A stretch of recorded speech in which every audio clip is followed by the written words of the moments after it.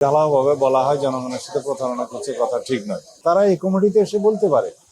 সুতরাং আমরা প্রতারণা করছি না, বরং তারা জনগণকে বঞ্চিত করছে। আমরা যদি বলি বিরোধী দল সংবিধান সংশোধনী কমিটিতে না এসে তারাই বরং জনদাবিকে উপেক্ষা করছে। জুলাই জাতীয় সনদ পূর্ণাঙ্গভাবে বাস্তবায়নের জন্য সংবিধান সংশোধনী প্রয়োজন। সেই সংবিধান সংশোধনের জন্য বিশেষ কমিটি গঠন করা হয়েছে জাতীয় সংসদের কার্যপ্রণালী বিধি অনুসারে, 266 বিধি অনুসারে। তাদেরকে আমরা বারবারই আহ্বান জানিয়েছি, এখনো আহ্বান জানাই তারা যেন সেই সংশোধনী কমিটিতে আসে।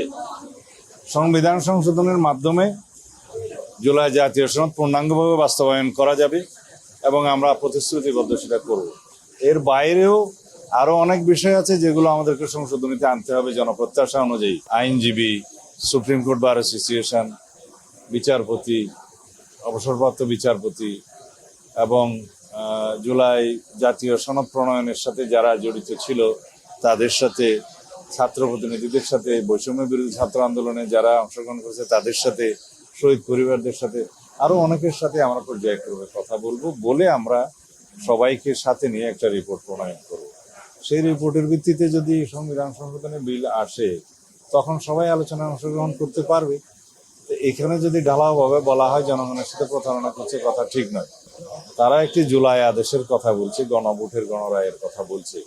আমরা তো জুলাই আদেশ বা জুলাই জাতীয় সনদ বাস্তবায়নের জন্য যা কিছু করা প্রয়োজন সেটা করতে প্রস্তুত।